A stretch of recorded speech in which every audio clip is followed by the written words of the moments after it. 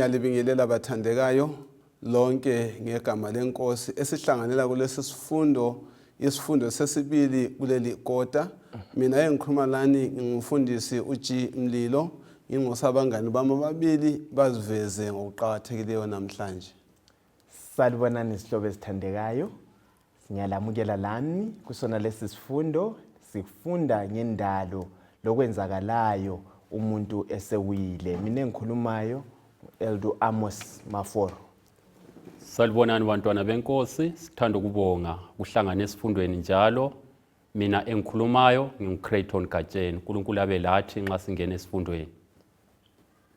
Asikhuleke nini. Baba othandekayo osezulwini, sesingena esifundweni, sinxusa ubukhona bakho, sithungamele, sivezele wonke amaqiniso oloyisa ukuthi sibe wazi. Phezu kwakho konke sipha amandla okwamukela bese sikuphila konke sikufundileyo. NgoJesu umsindisi wethu siyakhuleka. Amen. Amen. Amen. Ngiyanxusa bathandekayo kubana sihlanganele sonke ekulandeleni udaba olusiveza ukuthi silapha kwenze njani, sivela ngaphi, siya ngaphi. Kunjani? Nxa sikhangela imbali yempilo yoluntu, ngiqala ngihlangane loLucifer ezulwini eseqedelane lokulwisa kumbe ukubanga abantu bana bahlamukele izidalwa zezulu bana zihlamukele uNkulunkulu. Kathesi uselubhekise eluntwini ubana adale inzondo ezakwenza ukuthi izidalwa zikaNkulunkulu zingathandani loNkulunkulu wakhe. Alethe ukuhlalela usizi endaweni yentokozo, ukuhlalela izinyembezi endaweni yokujabula, ahlanyele ukufa endaweni yempilo, ahlanyele ungathembi endaweni yokuthanda lokwethemba uNkulunkulu. Ngizakukhumbula kuvukela iphelileyo kubana sithe siyaphutsha isifundo safunda bana uJehova unike abantu izinto ezingaki ezintathu. Kunjani? Mbani usakhumbula ukuthi iziphi lezo zinto? Ingadi yase-Eden, Umsebenzi. Ingadi yase-Eden kumele sisebenze kuyo. Njalo. Ukudla. Yes. Nomama nomfazi, companion. Alright. Yes. Yes. Sizawuna ubana wasinika lezo zinto ke. Ngizacabana usifundele uGenesis 3 verse 15. Namhlanje sikhangela isifundo esiveza ukuwa komuntu. Genesis 3 verse 15. Njalo ubutha ngizabufaka phakathi kwakho lowesifazane, laphakathi kwenzalo yakho lenzalo yakhe. Yona iza kukuchoboza ikhanda, wena uza kuyichoboza isithende. Siyabonga njengalokho ngichilo ekuqaliseni Gatsheni lo Maforo ukuthi uLucifer manje angeke abange izidalwa zasezulwini zimhlamukele uNkulunkulu. Kathesi sesimkhangele esiza lapha emhlabeni. Sinanzela bona uNkulunkulu wavehla waxwayisa abantu ngengozi eveliza kubehlela. Maqona lesi sidalwa esadala umsindo ezulwini. Sesivezile ukuthi uNkulunkulu wabanika isipho. Izixwayiso bani esalethwa emuntwini ukuze alimuke lesi sidalwa na? Right. Isifundo lesi njengoba sakhuluma ukuthi sisungula kuGenesis. Yikho kuhle kuphume konke ngembali yethu lokuzakuza lesiphetho sethu. Ngeke wazizwisisa usambule kumbe isiphetho singazwisanga ukuthi uqalise njani. Namhlanje sikhanyele ukuwa komuntu. uLucifer usukubeke kahle mfundisi Mlilo ukubana ezulwini vela sambali sokulapha emhlabeni. Sokuqondane lami lawe mlaleli. uSathane uyakwazi vele kusambulo ngo-12 ungasukela kuverse ngo-7 usehla usiya kubo 13 ngalo. Uhlathi maye kuwe emhlaba ngoba uSathane uyazi ukuthi isikhathi sakhe sinjani sifitshane. Sokwenza yonke into engasi udinga yonke into lendlela zonke ukubana siwe silahlekelwe ngumbuso. Ikuthola ukuthi ekudalweni uNkulunkulu sedalile umuntu ngomfanekiso wakhe. Kuthiwa uNkulunkulu wahle wamxwayisa umuntu ukuthi hayi kulesitha esingubani, esinguSathane esikhona. uAdam loEva babekwazi ukuthi kulobani, kuloSathane. So ekuphileni kwabo, ekwenzeni kwabo, babekwazi ukuthi kulesitha esizafuna ukusiwisa. So sizabona njengoba siyaqhubeka ngesifundo ukuthi wenza njani ukuthi abaqilibezele bawe balahlekelwe ngumbuso. Ngiyayithanda indaba egcizelelwa nguEldo Maforo. Nxa sibala ezinye ingwalo zika Ellen White uyakhuluma ukuthi uNkulunkulu through izingilosi wayetshela uAdam loEva nsuku zonke. Ingilosi nxa zivakatshela uAdam loEva ensimini yase-Eden zibakhumbuza ngokuthi kulesitha esahlamukela uNkulunkulu ngaphi ezulwini. Qaphelani lingehlukani, lihlale ndawonye. So kuthi ukuthi babe kutsheliwe ukuthi uSathane uhlamukile ezulwini, ngabamqapheli.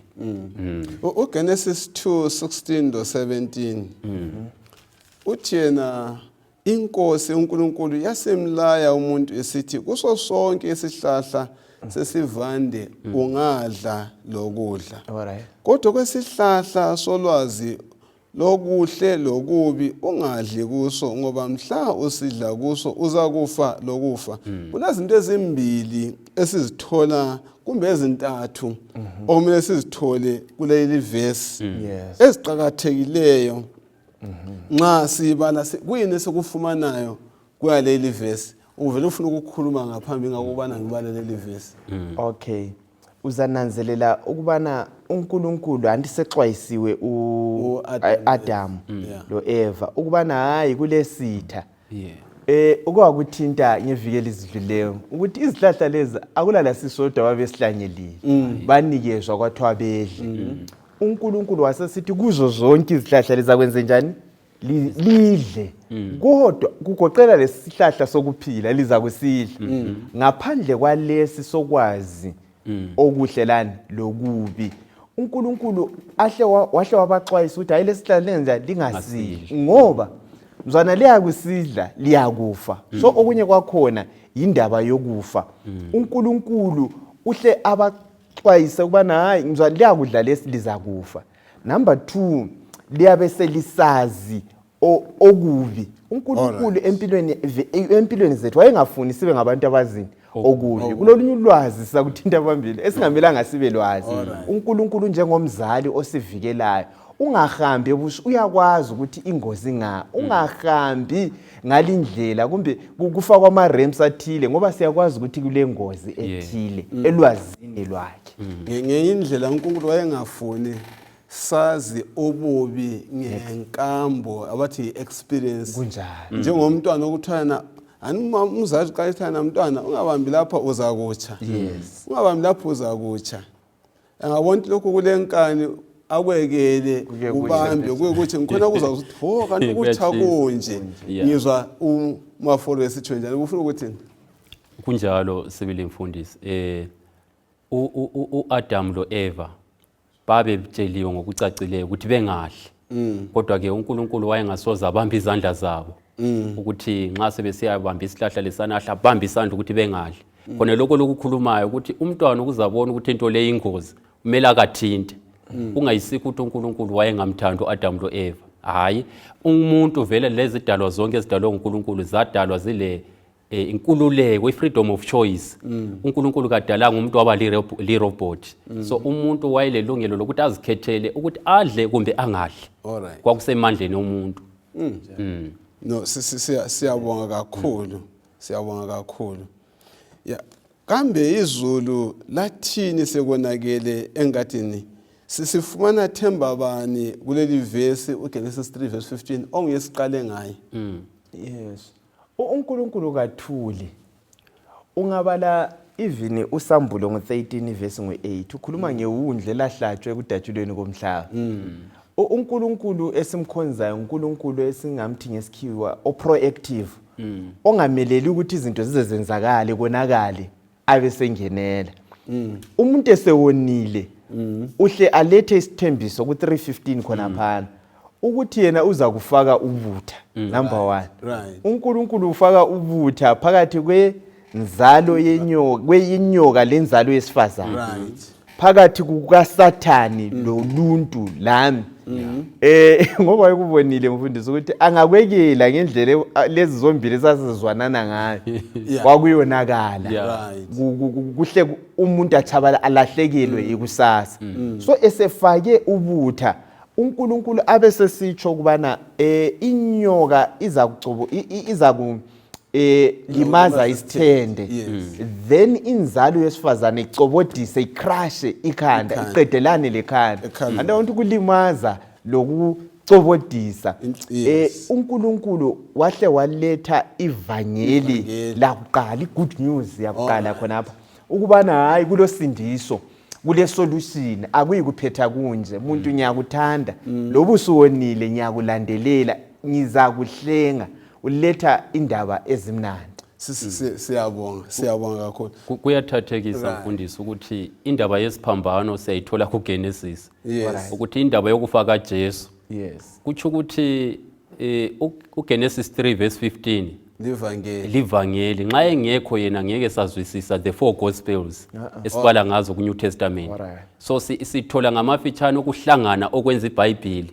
Siqalisa khona phana ku Genesis 3 verse 15 ukuthi indaba yokufa kaJesu yahle yakhulunywa, lokuqedwa kwesono yahle yakhulunywa khona phana.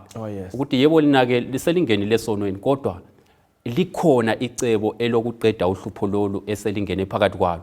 Icebo lele ngelokufa kukaJesu. Kuvezwa laphana ngokucobodiswa kwenyoka ichawa ikhanda. Ngingalibuyisele emuva. Belikhuluma lapha namngqondo yami kuyasabalala ukuthi vele yikuphwa kulula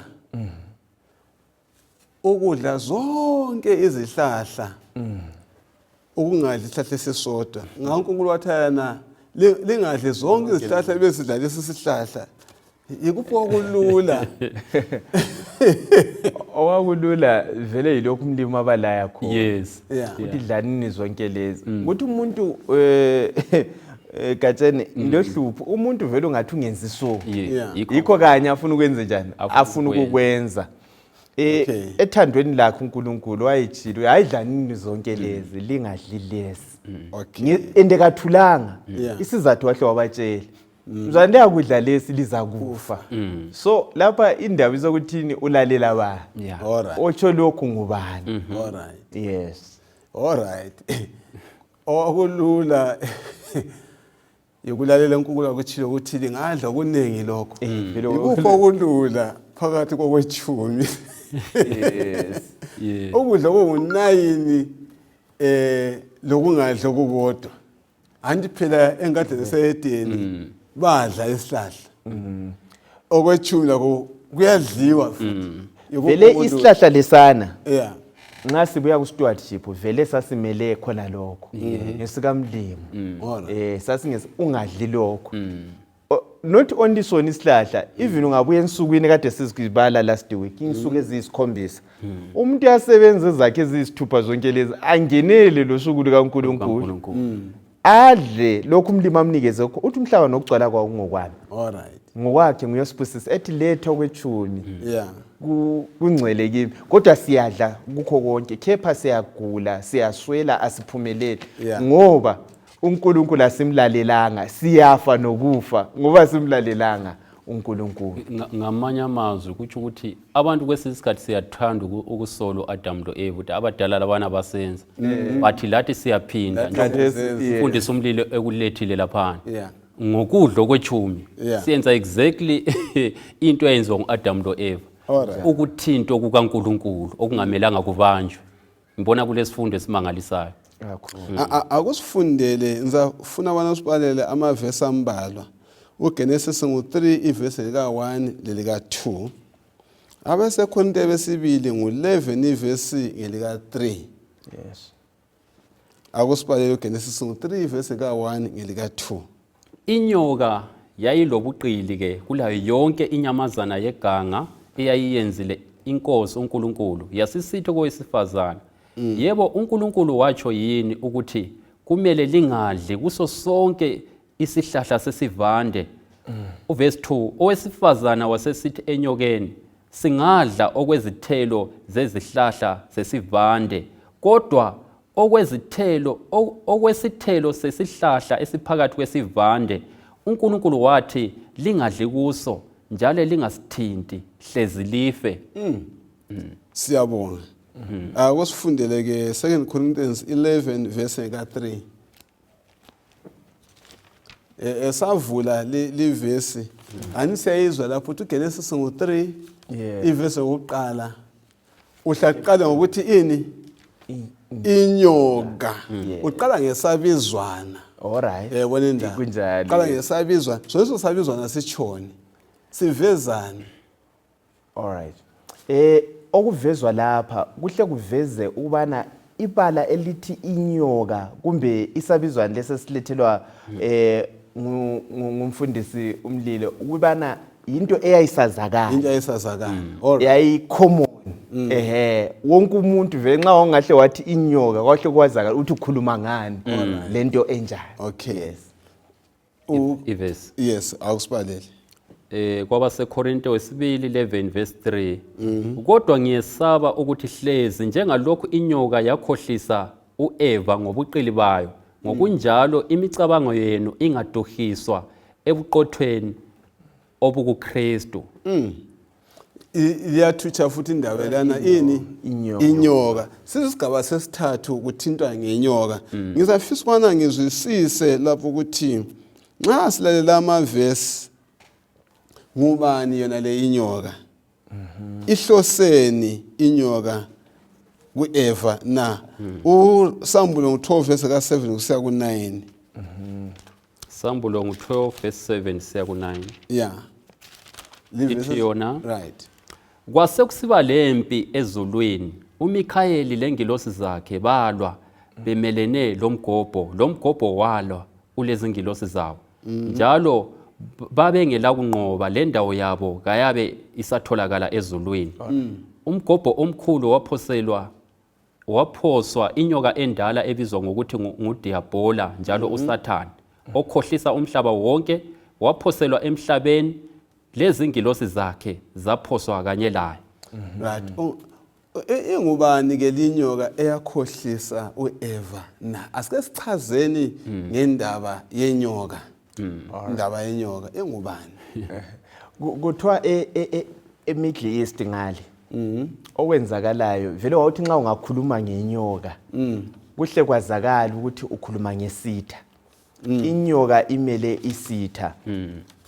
Inyoka esikhuluma ngayo lapha iBhayibheli icacile. Yeah. NguSathane ngokwakhe. All right. uSathane wasengena enyokeni. Idlozi la. Uthi inyoka yesitha. Wathi ke ngiqale ngitshela istory la.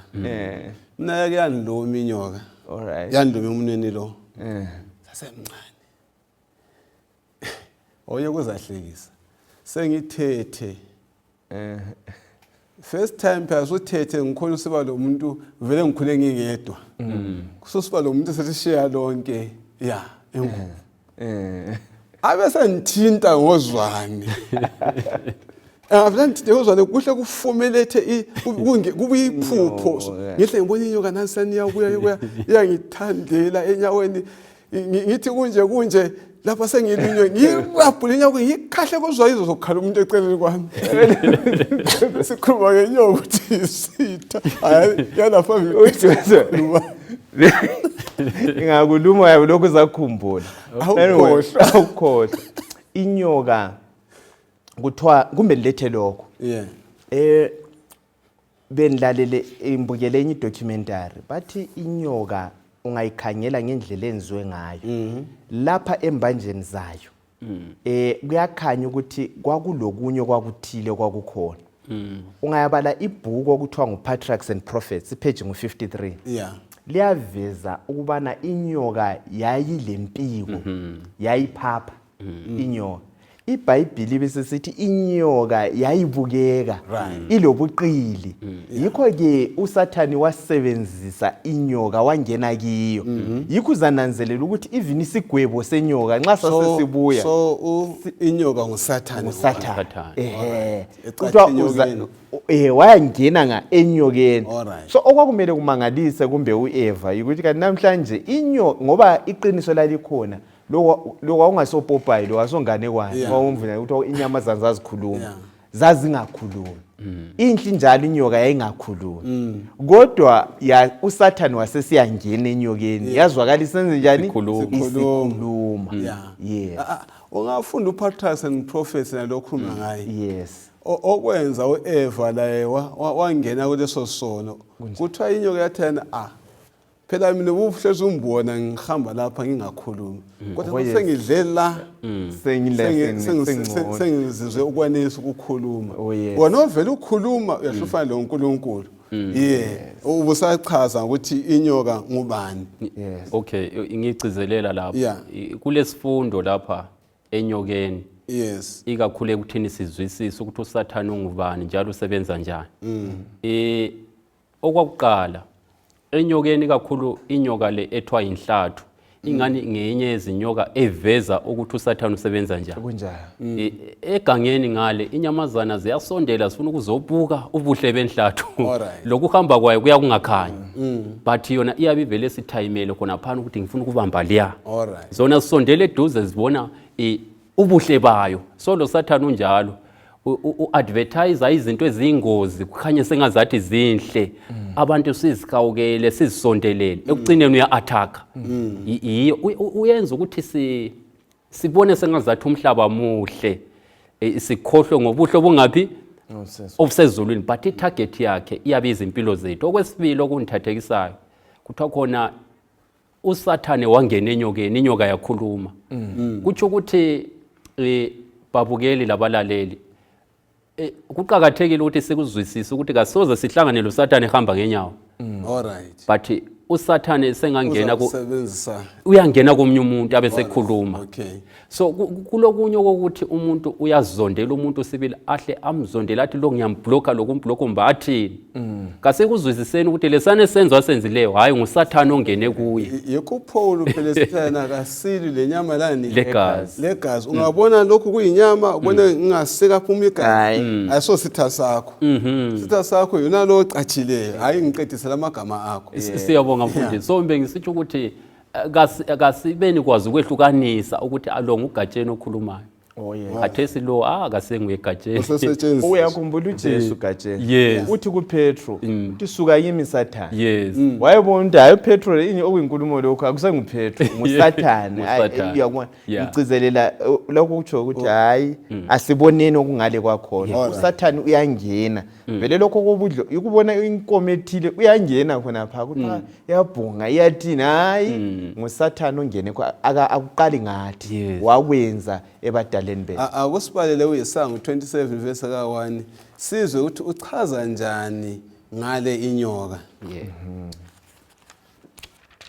27 inyoka even nxa ibuye endlini mfundisi inyoka yangena phela ihlale lana endlini khonapho ithayimele yahlala kumbe umnyaka wonke isendlini unjalo Sathani ukuqila imelele nje one day to just strike itaticha uSathani unjalo ama characteristic kumbe okwenziwa nguSathani okunelo kuhlanganipha kakhulu khona kwa sikuthola enyokeni yikho kanye okwenziwa ngubani nguSathani bathi bona inyoka iyalifunda ukuthi lenza njani ihamba njani nxa kusegumeni iyalifunda ilazi ngesikhathi lihamba iyabicatshile ngesikhathi ungathuthuthi uyathi uyabona isiphume akusibalele Isaiah 27 verse 1 ngalolo suku inkosi ngenkemba yayo elikhuni lenkulu lelamandla izajezisa uLeviathani inyoka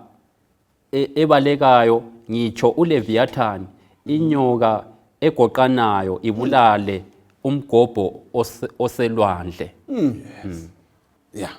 anda ukukhulunywa ngenyoka ukukhulunywa ngoSathani ngokwakhe yes iBhayibheli liqinisa ukuthi ubukhona bukaSathane ayisikho kwethuselwa okomuntu othi kule nono.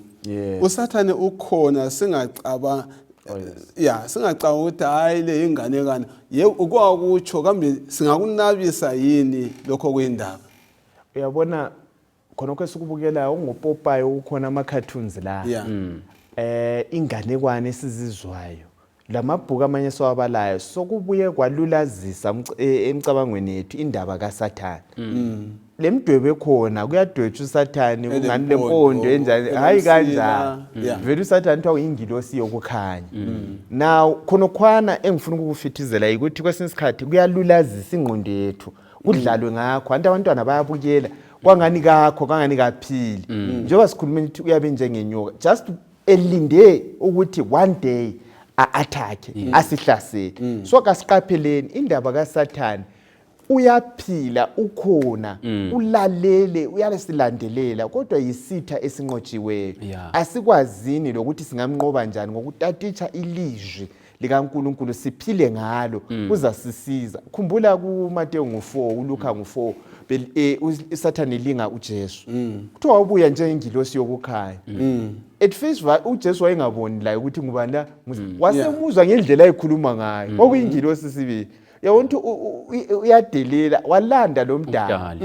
Uyenza njalo uSathane kodwa wambamba ekukhulumeni ukuthi hayi inkulumo leyo kayisiyo. Futhi uSathane ngifundisa uyabala lembhalo. Uthi kulotshiwe ukuthi ungaziphosa uzakuganywa kulotshiwe ukuthi kodwa sebona ukuthi indlela akhuluma ngayo akhotha ngayo imbhalo hayi kayisiyo lokuthandabuza. So la wasenqoba futhi ngani ngombhalo ukuthi kulotshiwe wena ubusukhotha ngendlela eqondileyo. Alright. Lokho sokusenza ngikhangele ukuthi njengoba uSathane wenelisa ukukhohlisa uEva. uEva kanjani? Wayengela sono wayemsula lo Adam. Thina iBhayibheli lithi yena sizalelwe esonweni samunye belele sono. Singabalekela njani kuyo imijibila kaSathane na yokukhohliswa? Singacatsha njani singabalekela kangitsho ukuthi yena bathandekayo sithi yena nxa wena sibona ukhohlise uEva lo Adam mina vele ngobani ngokuthi nihlale esonweni hayi. Kodwa ngibona kungaba lendlela yokuphunyuka singabaleka kanjani? Hayi siyabonga mfundisi Mlilo. Okukhona lapha uElder uMaforo uthinta enye into eqhakathekileyo. uJesu wezwa ngamazwi ayikhulunywa nguSathane ukuthi lo nguSathane. So thina ukuthi sibekwazi ukuthi lo osekhuluma ngubani kufanele ukuthi sibale ilizwi likaNkulunkulu iBhayibheli. Singezwa okunye sokuchiyene la leli lizwi sihle sibekwazi ukuthi lawo ngamazwi avela kubani kuSathane. So ngamanye amazwi siyakhuthazana babukeli labalaleli ukuthi kasiqine nini kasikhuthaleni ekubaleni iBhayibheli. Nxa singalifundi iBhayibheli sisengozini yokulandela izinto zikaSathane singakwazi. Kodwa nxa singabali iBhayibheli sizabakwazi ukuthi amazwi kaJesu yilawa. Lawa asephikisana la kaJesu sengamazwi esitha. So into engasenza ukuthi sibe safe ukuthi sibale iBhayibheli. Yes. Kunjalo. Ungabala ibhuku uGreat Controversy kulenye chapter ethi yona imibhalo yesivikelayo scriptures our safeguard. Ukuthi sivikelekile kuphela nxa sibala ilizwi likaNkulunkulu. Yikho phela uSathane engafuna abantu batathe ilizwi. Asibaleni ilizwi yikho kuphela singanqoba khona. Yilo kuphela alesabayo ilizwi likaNkulunkulu. Ngikhumbula amazwi akho ukuvikela ipheleleyo osithi wena abantu baphathekile ngokufuna ukufunda ngesitha. Lokho bafunde ngobuqotho. Bafunde okuqotho eBhayibhelini. Yikho lokho lekutsho. Kanti ke angiphathanga ipage ikhasi kodwa ibhuku uLast Day Events. Ithi yona uma sibala iBhayibheli kuthi amazwi la eBhayibheli siwafake engqondweni zethu kwa memorizer. Azaba njengomduli iJura wall. Lapho izithiyo zonke lapho inkohliso yonke kaSathane ingafika ithi yathi phezu kwakho iyafika ichayelele okomuntu ochayela phezu komduli. Ngendlela ngivumelana lani bathandekayo ukuthi esinye sezivikelo esiqhakathekileyo kakhulu yokuhlala ezwini likaNkulunkulu.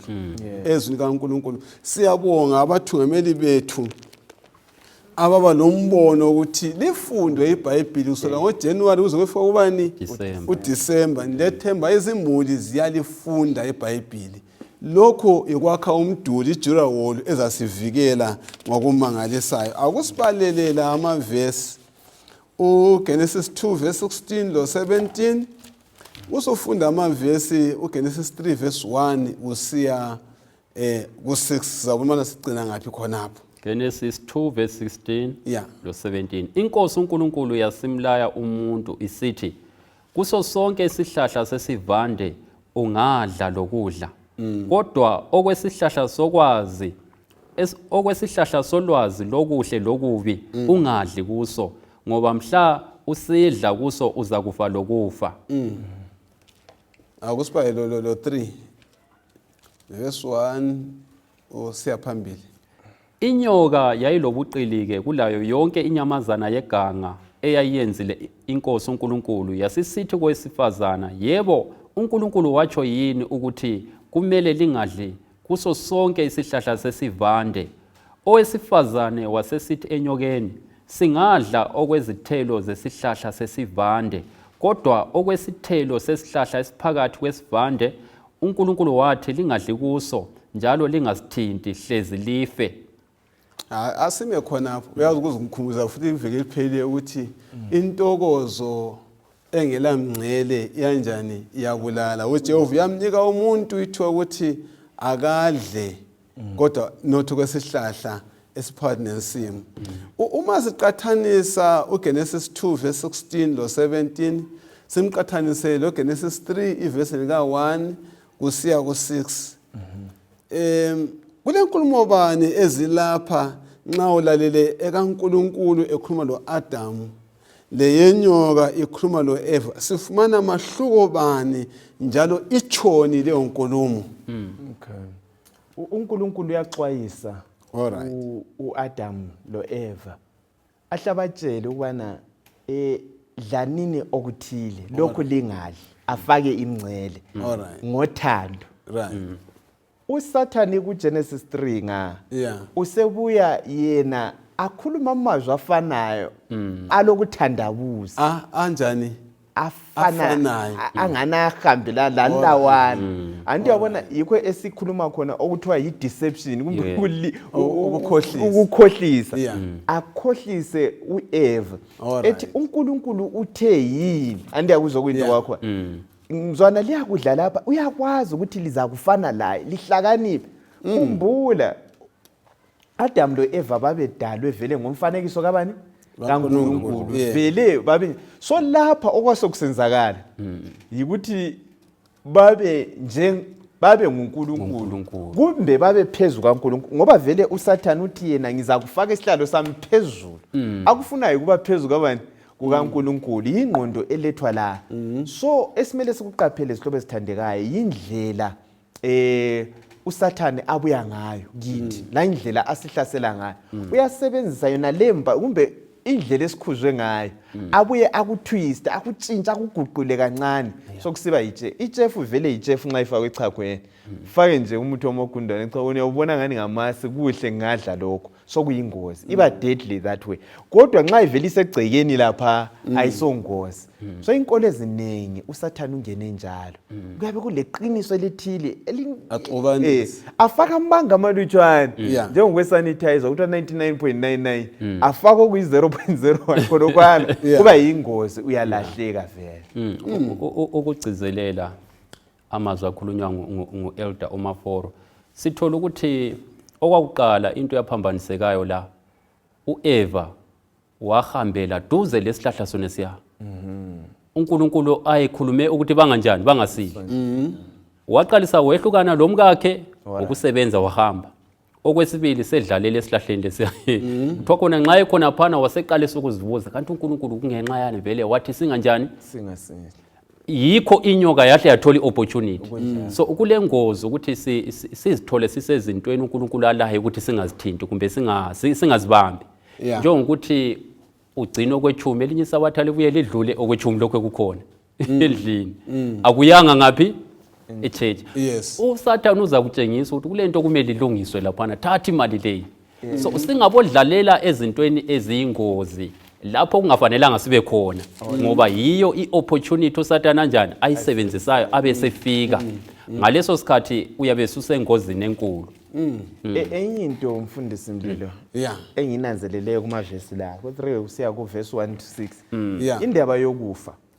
Nxa kulolutho uSathane kumbe inkolo eziningi kumbe okwesatshwa yiluntu yikufa, uSathane uthi alikufa nokufa.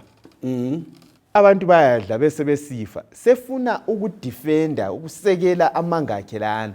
Abantu sevusa izipo sokusiba lalokho esithi incarnation ukuthi uyafa namhlanje. Inkolo eziningi zekholwa ukuthi ungafa nxa umubi vele umungenze kuhle kuthiwa uzavuka usulidonki uchaye abantu bakukarabhe kakhulu ufe futhi idonki uyokuvuka usungesinye isidalwa futhi. Kumbe nxa wenze kuhle ube isidalwa futhi esingcono, kube lokho kusiba yicycle. Yimfundiso zamanga uSathane azilethileyo ukuba agcizelele adefend amanga akhe lana alethayo. Nxa kulolutho lesatshwa ngabantu yikufa, ungayeGibhithe ngale babe kukholwa ukuthi kulempilo ngale kwethuna. Uthi umuntu ufile yebo, ungaya kuma pyramids akho kumangcwaba akho akufaka ukudla kufakwe yonke into kuthiwa kule uzaphila. Kithi esintwini khonapha kulamadlozi, ungafa nxa uthiwa uzaba lidlozi usukhangela abantwana sesiyakhula susazi ngcono ngambonela abantu kuyabuyiswa abantu besiyakhuluma labafile. Izinkolo zikaSathane ayilethile eyasukela khona la. Amabandla amaningi sisengozini ngokulandela amanga wona la. Ungaba kusesikhiweni kukhona, esintwini kukhona, kuma-China kumakhula kukhona indaba zona lezi zokufa. uSathane nabile waspread umhlaba wonke. So impikiswano enkulu uNkulunkulu ethile ukuthi ngalokhu uyakufa, yena uthi awuyikufa ngempela, sedefender khona lo awuyikufa fi uyafa kodwa awufaka. Uyakubona uthi awuyikufa isibili. Yebo, ukugcizelela lapho sizathola ukuthi uSathane angithi wake waba ingilosi kaNkulunkulu.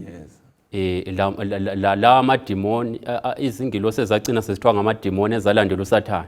So sizananzelela ukuthi uSathane zonke izinto ezenziwa izingilosi zikaNkulunkulu uyazenelisa. Ngathi ngibala kwenye indawo ku Great Controversy kwathiwa khona yinye kuphela uNkulunkulu angasoze ayivumela uSathane ukuthi ayenze. Leyo nto ikwenza i-counterfeit ye-second coming. Bese ngathi ngolunye usuku sikhangele sibone sokubomvu empuma uSathane lamadimoni akhe kungani nguJesu osebuya. Kodwa okunye konke lokho uyakwenelisa. Njengokuthi ingilosi zikaNkulunkulu nxa sibala eBhayibhelini ziyenelisa ukuthi zibe ngumlilo. Hebrews 1 verse 7. Lo Exodus chapter 3 ingilosi kaNkulunkulu yenelisa ukuthi ibe yini ngumlilo. Then Genesis chapter 18 lo chapter 19 laphana izingilosi lezana ezabuya kuAbraham in human form zisesimweni sabantu ziyabonakala ngale iBhayibheli seliziveza ku chapter 19 ukuthi izingilosi. So ingilosi ziyenelisa ukuthi zibe ngumlilo, ziyenelisa ukuthi zibe ngabantu. So uElder uMafori ukhuluma enye into uthe khona yena uSathane ufuna ukudefend istatement asikhulumisayo lesana uthi alikufa lokufa. So umuntu nxa sefile yona lelana demon elalihamba lindilandela linika umsebenzi nguSathane yilo elisale engcwabeni laphana selisiba ngumlilo. Yilo kwesinye isikhathi libonakala selihimi njengoba nginje. So abantu bethu umuntu useyipoka kanti ke hayi umuntu iBhayibheli lithi ofile ufile kazi lutho ulele umele lokuvuswa ngubani? nguJesu. So yibuqili bukaSathane abantu abafile kabazi lutho. Yes. Hayi ngokusola kwenhlanhla lezenkolo eziningi zikuthethe lokho. Zikuthethe lokho uzothi hayi ubani sezulwini ubani sengaphi njalo njalo. Kanti iBhayibheli imfundiso kaSathane yonke ubana alikufa injani yesibili. Ngithathekiswe indaba le ukuthi uSathane ulusiza izinto ezimbili abesekhuthaza imfundiso ezimbili. Udaba lokuthi alinjani alikufa abesefuna futhi ukuthi enze abantu babe nemcabango okufana nobani noNkulunkulu. noNkulunkulu. Kanti uGenesis 1:26-27 uthini? Asenze umuntu ngani umfanekiso wethu. anjani futhi Asifuze. asifuze. Already umuntu ufana noNkulunkulu ngokwenziwa ngomfanekiso kabani kaNkulunkulu angithi. Kanti lokho kuthwena uJehova uyakwazi ukuthi mhlazana ladlayo liza kufana laye libe njengoNkulunkulu. Yikupho kwedlula lokhu uNkulunkulu akwenze kithi. Ibubeqili bakhe bona lazo ukuthi hayi sungale wakho sunguThixo ngosudala ngosuyenza izinto. Maybe sisiyabambi yikho phela wabona uAdam uthe esewonile. Yeah. Usegijima yena usezibona ehambaze usegijima yena useyazi zembesa athathe umkhiyi wamahlamvu usesenza usezibona yena senguNkulunkulu. Ungabala kuGenesis wayesenza izinto nguNkulunkulu. Othatha sifundele uGenesis ngo3:7 uza kuma manengi kakhulu. Asevuleka amehlo abo bobabili basebesazi ukuthi babenqunu. Yes. Basebethungela ndawonye amahlamvu omkhiwa bazenzela amafasikoti. Right. Basebesizwa ilizwi lenkosi uNkulunkulu ihamba esivandeni ekupholeni kosuku. uAdam lomkakhe basebecatsha ebusweni benkosi uNkulunkulu phakathi kwezihlahla zesivande. Verse 9. Inkosi uNkulunkulu yasibiza uAdam yathi kuye ungaphi? Yes. Verse 10. Wasesithi ilizwi lakho ngilizwe esivandeni ngesaba ngoba nginqunu ngase ngicatsha. 11. Verse 11. Yasisithi ngubani okutshele ukuthi unqunu? Udlile yini okwesihlahla engakulaya ngaso ukuthi ungadli okwaso? 12. Verse 12. uAdam wasesithi owesifazane owangipha yena ukuthi abe lami yena unginike okwesihlahla ngase ngisidla. Inkosi uNkulunkulu yasisithi kowesifazane kuyini lokhu okwenzileyo? Owesifazane wasesithi inyoka ingikhohlisile ngase ngisidla. Siyabonga. Uma 4 ucine lapha ekhuluma ngokuthena nampa abantu lawo babili sebedlile isihlahla. Yes. Ivesi thena asevuleka amehlo njani abo babili basebesazi ukuthi banjani banqono. Basebethungela indawo amahlamvu omkhiwa bazenzela amafasikoti angithi. Leli liba lethi bazenzela amafasikoti sihlana lalo kuGenesis 1. Isenzo ukuthi esenzo uJehova edala lapho busukhona ke labethena uNkulunkulu wenza izulu nomhlaba wenza lokho wenza lokhwana njalo njalo. Kwenxa yani bazama ukucatshela uNkulunkulu njalo kuyikuzamani ukuzigqokisa ngamahlamvu na. Sithola ke lapho ukuthi uNkulunkulu nxa wadala umuntu wamgqokisa inkazimulo yakhe. Alright. So ekoneni inkazimulo lana yabalahlekela. Bazibona ubuze ngamanye amazwi uAdam lo Eva bazibona ukusilela ukuthi kukhona sokusilahlekele. Base befuna ukuphuma le plan yabo yokuzilungisisa. Yikho laphana sebethunga amahlamvu. Ukuthi bazama ukusolve le problem ekhona. Ngiyathanda inkulumo ebekhulunywa nguElder Omaforo uthi ngesenzo senesana base befuna ukuthi balingise uNkulunkulu babe njengoNkulunkulu baveze ukuthi sebe njengoNkulunkulu ngokudala labo sebezidalela into yabo khathesi eveza isalvation kumbe ukusindiswa ngemisebenzi. Kanti ke thina kasindiswa ngemisebenzi. Okusenza sisindiswe ligazi lika Jesu elanjani elachithekayo. Yikho phela sibona verse 21 uNkulunkulu akukholuziswa ngemisebenzi. Oh yes. Kwagcina sokubulawa inyamazana ukuze bagqokiswe ini izigogo. Okwakuveza ukuthi igazi lika Jesu kuphela yilo elingabasusa phakathi kweproblem abasebephakathi kwayo. Lapha vele kuphuma umusa kuphela kaNkulunkulu. Ngithola okunye lapha gajene besenza so ngibone esikwenzayo kaningi ukumbalekela uNkulunkulu. Siyambalekela egcekeni. uNkulunkulu wayekhanyele. Kodwa bathi sebemcatshele uNkulunkulu. Lokungavuni iningi lethu vela sivuna Kodwa vele siyafuna ukusola hayi uDavid uyala vele uthi ngoba ngaye ukujuleni kwelandla ukhona qanise phezulu ukhona yeah umuntu anamuzwa uAdam uthi uNkulunkulu unkosikazi lo wanikeza yena umfazi wanikeza yena umfazi athi inyoka ngabe kwabuza inyoka kwafuna ukuthi inyoka ithi uNkulunkulu vele wawudalela so indaba yokusola yokungavuni uNkulunkulu uyamzonda umuntu ongavumiyo ukubona yebo yona but ivuma sibe lenhliziyo yayilo David uvuma ukuthi ngonile nginje uyasizakala iningi lethu asivume asithathe responsibility usifuna ukusola omunye umuntu umlimangana angasivakatshela asisize singambalekeli umlimangana angasivakatshela wamvakatshela uAdam esengena ngapi esonweni nxa wayebuza Adam ungapi wayedinga yini ukwazi ngalokho besingo ngathi geographical position ukuthi ungaphi yini amazwi uthi ungaphi ngamazwi afunani kuAdam okay amazwi la uNkulunkulu ufuna ukuthi uAdam azinanzelele iposition akuyo ukuthi usewonile ngamanye amazwi ufuna ukuthi abe lokuzisola nxa esezisolile abe kwazi ukuthi abuyele kubani uNkulunkulu ngendlela efana nayo lakithi even izintshumayelo zibuya nxa ichaya lapha engimikhona uNkulunkulu ufuna ngibe lokuzisola sengiphenduka ngingagcini sengifuna ukuzijustify ukuthi hayi ukuthi laphana ngiyabe ngizama ukulungisa lokhu lalokhu uNkulunkulu uyabedinga ukuthi nginanzelele isono sami liyabona umfundisi Mlilo into eqhakathekileyo ekusindisweni komuntu ikunanzelela ukuthi uyisoni nxa umuntu engakananzelela ukuthi uyisoni kaludingi usindiso ngoba abadinga usindiso yizoni so kuqhakathekile ukuthi umuntu azinanzelele ukuthi lapha engikhona kayisikho la kumele ukuthi ngibuyele kubani uNkulunkulu okay uthi nguchiya ungakhi ade susungathi alright ngikuchiya ungaphi kulokho bengikutshele khona ngikuchiya ungaphi emthethweni wami usungaphi kathesi kulokho engikhakuba njani ube kukho uPsalm 104 verse 1 and 2 uma umqathanisa lo Psalm 8 verse 5 kuyini sekufundayo kule mbhalo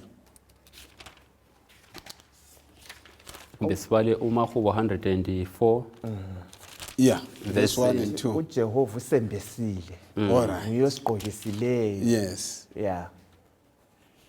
okay verse 1 right yeah bonga inkosi imphefumulo wami Nkosi uNkulunkulu wami umkhulu kakhulu wembethe ubukhosi lodumo ozembesa ngokukhanya njengesembatho owendlala amazulu njengekhetheni siyabonga ke u8 verse ngo5 laye ulenkulumo eveza okwembatha inkazimulo kabani kaNkulunkulu eyalahlekela umuntu yes akasikhangele lapha besiqinisa lokho kwakhuluma ngakho ukuthi umuntu esewonile wazibona sehamba njani engasela inkazimulo kabani kaNkulunkulu actually isono vele siyanqunula umuntu yeah akungifundele uGenesis ngo3:15 njalo lo Romans lesa simphinde kaningi akufunda uRomans 16 verse 20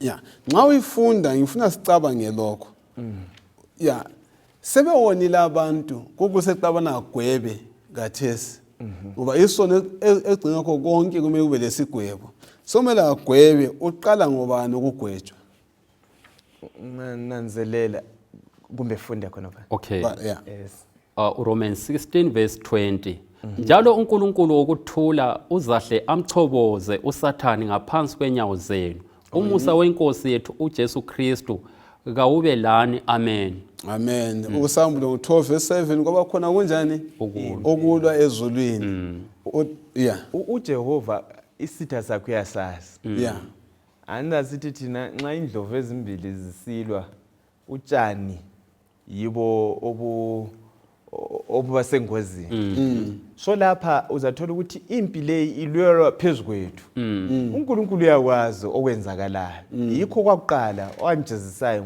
yinyoka anti sithe yayiphapha inyoka wahle watshela ukuthi izakwenza njani izakuhuba ngesisu ngoverse 14 ihube ngesisu so khona kwakuyaveza ukuthi kwawulesi yayihamba ngenye indlela izakuhuba ngesisu idle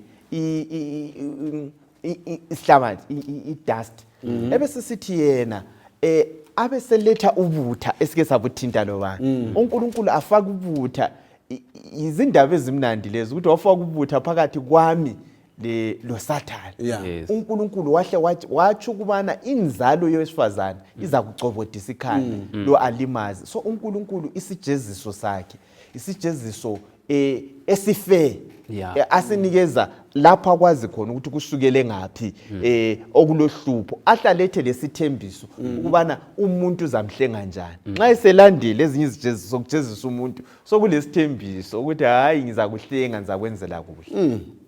Enye into ekhona ngicizelela kokukhulunyiweyo lapha mfundisi Mlilo yikuthi sithola ukuthi uNkulunkulu uthuka inyoka uSathane. Yes. Engakalethi isigwebo uswazi emuntwini. Kuthi ukuthi umuntu kathukwanga kalethwa kanikwanga isiqalekiso esanikwa ubani uSathane. So owathukwayo kuphela ngubani nguSathane. Ngemva kokuthuka uSathane uletha isithembiso esokusindiswa komuntu. Engakajezisi abantu engakanika uAdam isigwebo sakhe engakanika uEva isigwebo sakhe okutshengisa ukuthi isiqokeqela lapha esivezwa uNkulunkulu yikuthi indaba eqhakathekileyo lapha yikuthi mina ngizalisindisa ekuverse 15 then uswazi lolo luzabuya nje kodwa ke hayi uNkulunkulu into ayifisa ukuthi umuntu asindiswe. Kuthi ukuthi even lakhathesi nxa ngingayenza isono amanxeba esono aza kuba khona. uNkulunkulu uzansindisa kodwa amanxeba aza kuba njani? Azabe khona. Yinto eyenzakalayo la. So kuveza uthando lukaNkulunkulu. uNkulunkulu uyamthanda umuntu yikho elethe iplan yokuthi umuntu aphume esonweni. Ngoba ubuhlungu lo bazangena phakathi kwabo kabo soze buphele nxa isono silokhu sikhona. So uNkulunkulu uhladile lesono sakhona impande yakhona ukuze umuntu aphile elizweni elihle. Ungakhangela uGenesis 3 verse ka 15 kuya ku 24 sekukhulunywa ngoEva. Omnye umlobo wazothana andabona indalo yokudala usiya phambili angithi. Kodwa ke nxa sosiza lapha sokuyindalo esibela ngaphi emuva. Yabona indaba. Kwenzakalani ngomuntu uEva kokungena ngenxa ungena kwesono indalo yayiletha impilo yaletha impilo angithi siyavumelana. Okwahlela sokuletha kwenza njani okufa sifundane ngokungena kwesono ufuna sibambe nje imibuzo embalwa. Sifundane ngokwahlulela kwenyoka komuntu kwaEva loAdam. Asike sixoxeni khonapho. Kathesi sikhangele kakhulu okaEva loAdam. Kuyathathekisa lokho. Andinyoka sithe sehlisiwe. Isihuba ngesisu. Umlimi abuye kuEva. uEva wayekhithwe ebhanjeni luka-Adam. Umlimi nxa esemjezisa sithi hayi wena uza kuthwala nzima ekubeletheni umzali ngendlela wena odalwe ngayo ipunishment yakho izawuba yekwenze uza kuthwala nzima. Then abuye kuAdam. uAdam antu wayethethwe enhlabathini. uNkulunkulu abesisithi wena Adam wena uzakudla okwezithukuthuku zakho. Umhlabathi lo usuthukiwe. Uza kusebenza nzima.